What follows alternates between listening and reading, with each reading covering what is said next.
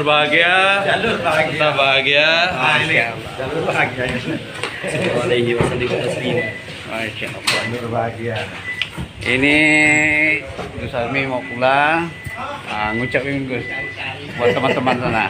Buat teman-teman, buat para subscriber Bang Ono, tetap di jalur bahagia. Masya Jalur Allah. bahagia. Allah. Di dalam merokok di dalam. Dalam aja. Boleh, boleh, boleh. Ya. Yuk.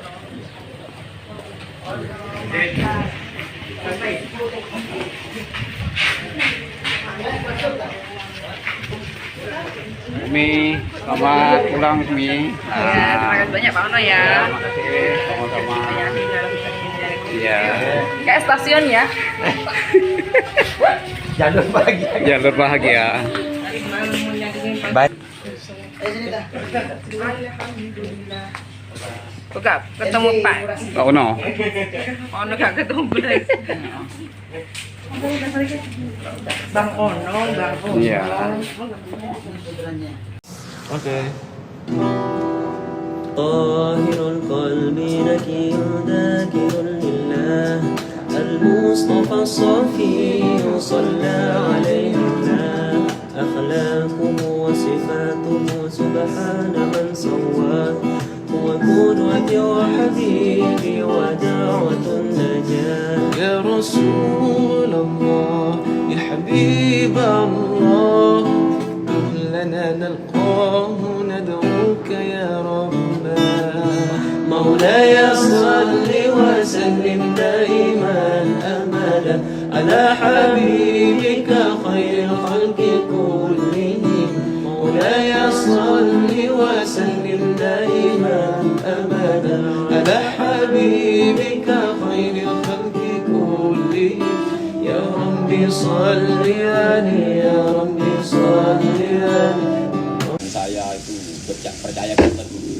Tapi setelah itu, kalau kita sudah kenal Allah Robbi, aku bangga punya Tuhan Allah. Karena sudah mengenal Allah. Man arafallah maka ahad. Yang sudah kenal Allah akan cinta. Karena dia sudah mengenal kebaikan Allah itu. Cara mengenalnya Pak? Cara mengenal Ada di mana itu Pak? Man arafallah itu ada Pak? di sini dulu, cuma di belakang, di tengah. Ada kadek itu. Pakai bahan yang tidak turu karena umat Pak. Man arafallah maka ahabbahu. Orang yang sudah kenal Allah maka akan jatuh cinta pada Allah. Kalau man arafa nafsa faqad arafa rabbah. Yang mengenal dirinya akan mengenal Tuhan. Itu apa itu Pak? Maqolal ulama Makola, apa? makola. Mau ke makola kita. Ya, rawinya saya belum benar. Itu di Tapi kan manfaat Pak. Waruya. Yang mengenal diri akan mengenal penciptanya. Maksudnya itu bagaimana Pak? Kita harus mengenal diri kita sendiri. Ini.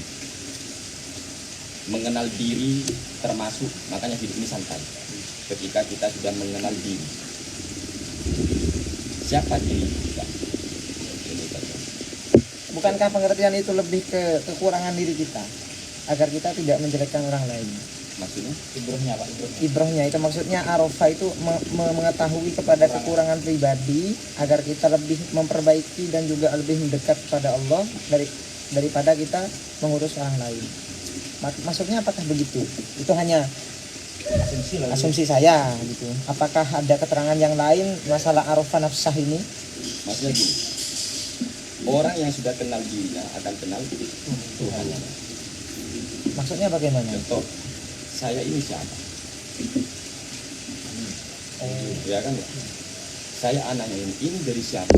Sekenal Adam. Adam dari siapa? Makanya konsepnya kan tidak mungkin ada sesuatu yang tidak ada menciptakan sesuatu yang ada. Maka ateis itu kegagalan berlogika. Sangat gagal.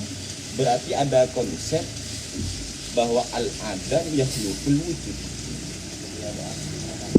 Dan ini muhal fil akli.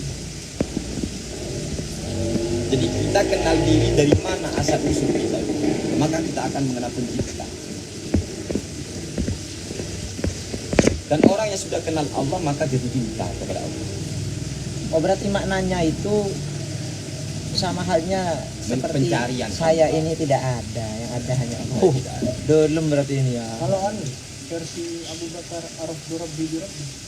Apa itu? Kalau santai kan santai laulal marabbi wa araf Durabbi. Ya, Itu karena ketika masih proses tahap awam.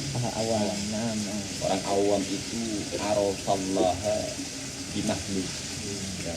Jadi mengenal Allah dengan kita Pakai wasilah lah. wasilah. Tapi kalau sudah orang khawas arafal makhluk billah, mengenal makhluk dengan Allah. Ngerti saja. Ya dari mana maksudnya? Orang awam kenal Allah melalui makhluk. Sedangkan orang khusus sudah istimewa mengenal makhluk dengan Allah.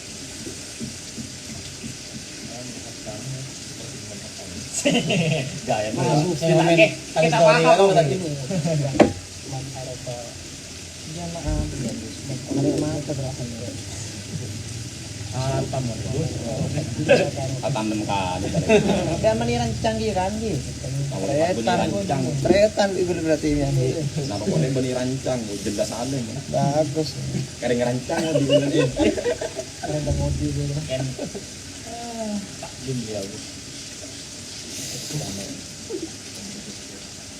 Sadar terus. Tak usah jauh tadi. Walakot Amin. karomna bani Adam. Bukti walakot karomna bani Adam. Kita nggak mungkin menemukan selain manusia.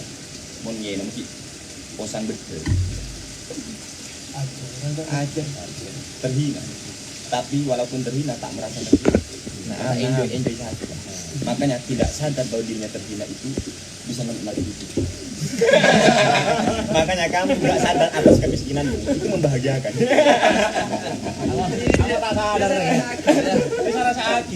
saya Gus Al-Ghazi saya. Makanya kadang kesadaran itu membuat orang itu muak dengan hidup. Sadar abu tabuna, Sadar ada dua. Membangkitkan, lah menyengsarakan. tergantung dari yang ada di mulia. ayam itu kan terhina. Cuma merasa tak terhina. Memang kamu dia. Gak cukup itu bahkan ya. Gak cukup bingung wadah. Cari wadah terbaik. Ajem beda di mampah kan yang atas jelat bongkar kan itu. Manusia ya. Tapi kita tawakalnya kalah loh sama ayam. Tawakalnya Kalah sama ayam. andaikan tawakal itu menggunakan logika, maka tidak bisa disebut ayam itu bertawakal. Karena robot itu tidak bisa disebut patuh, karena di remote. Kan gitu. Ya. Saking tawakal butuh logika. Maka pasrah itu sesuatu yang nurut, maknanya kan. Nurut berarti harus memiliki pikiran sendiri. Oh berarti kembali ke raditu billahi robba. Tapi kan bisa juga dibuat ibroh itu kan. Seperti manuk. Dia Ngaper tak nyambi apa mulai datang nyambi ke kanan. dapat ikhtiar gitu dan berusaha. Padahal dia tidak punya akal dan tidak punya iman lah ya. Hanya dia punya insting. Tuhan. Tapi kan Makanya- bisa juga dibuat ibroh itu. Masa abek kalak ke manuk, abek sendiri pikiran di atar mati posang tentunya kan gitu. Mungkin bisa manusia berteriak, masa kalahkan manuk, sedangkan manuk itu masa kau kalahkan manusia. Intinya kayak makhluk itu merasa lebih mulia. Ya tak Ya gak masalah ya, asalkan pikiran itu mendekatkan diri kepada Allah. Iya. Silakan. Padahal tak mau bener bata ada rumah.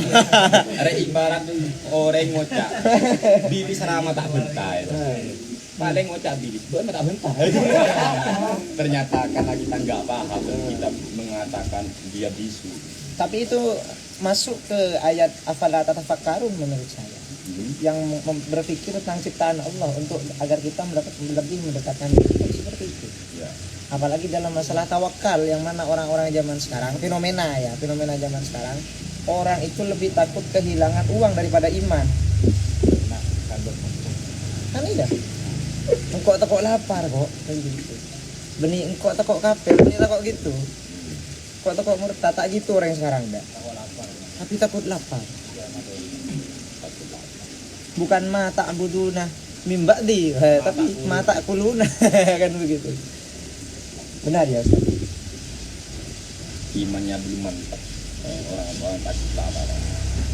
Stop. Makanya bagi saya Gus, orang yang masih khawatir masa depannya, dia meragukan kebaikannya. Orang yang khawatir masa depannya dia meragukan Tuhannya. Jadi kaki. Nge-live ini, nge-live. Orang yang Meragukan kebaikan. Jadi kalau orang itu takut masa depannya, sejatinya dia meragukan kebaikan Tuhan. Tuhanku tidak kalah dengan pengembala kambing. Bukan kambing yang sibuk mencari rumput, tapi pemelihara. Bukankah Allah Rabbul Alamin? Allah yang sudah memelihara. Jangan ikut campur urusan Tuhan, rezeki urusan Tuhan. Merekus otak kita. ya. Makanya rezeki bukan soal logika, tetapi rezeki itu soal iman kita. Andaikan rezeki itu urusan bekerja dan berusaha, tentu petani lebih kaya daripada kerakyat. Tapi fakta membuktikan semua terbalik. Justru orang nyantai itu kan tadi, saya punya tenang, santuy. Iya coba dia banyak senyabis lah. Adi setero, arah mah banyak senyabis. Kengain. Mon orang gila, orang gila itu kan tak mikir odi. Nyebrang bas rombon, dek sendi mikiran bas mikir bibi. Lah orang dia tak peduli kalau bibi, maka Allah gerakkan orang lain untuk mempedulikan diri. Orang yang sudah merasa mandiri dari Allah, maka Allah membuat dirinya susah. Makanya seorang anak, kenapa orang tua sibuk dulu mencari nafkah untuk anak? Karena anak pasrah ke orang tua. Tapi ketika anak sudah dewasa lalu mandiri, maka semakin ditinggal oleh orang tuanya. Begitu itu manusia. Dan manusia sudah merasa bisa mandiri, mengandalkan perjuangan. Makanya itu yang sering saya katakan. Kenapa ada kegagalan dalam perjuangan? Biar kita paham yang membuat kita sukses bukan perjuangan, tapi Tuhan. Illa billah semua mustahil. Tapi kan itu semua, kalau kita kan, kalau itu kan mungkin makom-makom khos ya, yang aku bicarakan. Jadi tidak cocok diutarakan kepada orang-orang awam. Apakah Tuhan untuk orang kos? Maksudnya kemampuan berpikirnya Pak. Kalau kita, Kemampuan berpikir. iya, semua orang kan punya kemampuan untuk berpikir, apalagi yang tauhidnya belum dalam. Tapi kalau kita bicara Kadang masalah, pertanyaannya Gus, tauhidnya belum berjalan. Pertanyaannya kenapa nggak jalan-jalan? Karena nggak ada yang memancing. Sehingga butuh pancingan berpikir semacam itu. Kalau kita selalu menuruti orang awam, maka orang awam tidak mungkin maju-maju. Makanya Nabi kadang berbicara sesuai makom daripada sahabat. ya, Tapi itu kadang kan Nabi sesuai memberi- makom. Nah, benar. Tapi terkadang Nabi merangsang. Tahukah kalian? Enggak Nabi. Nah, ya kan ya. Contoh Nabi berbicara, janganlah orang itu menghina orang tuanya sendiri. Ini makom tinggi bagi sahabat. Menghina orang tua sendiri. Mana ada Nabi orang menghina orang tuanya sendiri. Enggak paham. Sehingga dipancing oleh Nabi. Nah, memang ini yang saya maksud. Biar kamu penasaran juga. Hanya dijelaskan. Maksud saya, orang menghina orang tuanya itu dengan cara dia menghina orang tua orang lain. Akhirnya orang lain menghina ayahnya. Berarti orang menghina orang tua orang lain, memancing orang lain itu menghina orang tuanya sendiri. Maka kamu jangan mendolimi kalau tidak didolimi. Nggak mau didolimi itu jangan mendolimi. Orang sekarang kan, percuma orang itu kalau mau dihormati, namanya mau dihormati, Om David. berarti sulit memberi penghormatan. Seperti orang yang butuh uang, mencari uang, sulit memberi uang. Semua orang ingin dihormati, tapi begitu ketika orang semuanya saling menghormati. Jangan mencari penghormatan, tapi berikan kehormatan. Sebab kehormatan diberikan kepada pemberi kehormatan. Ya, jadi man khodimah kudimah adalah yang berkhidmat akan dikhidmati suatu saat. Dengan anak Gus ya, Gus Gildan ya. Berkhidmat. Makanya orang yang sering bertanya nanti dia akan menjadi tumpuan pertanyaan. Bagus. Maka surah soal nanti ya, Maka terus dia akan menuai pertanyaan. Aduh. Tapi kembali ke tadi sih Pak. Apa? Orang yang Oke, mungkin sekian dulu ya. Semoga bermanfaat ya.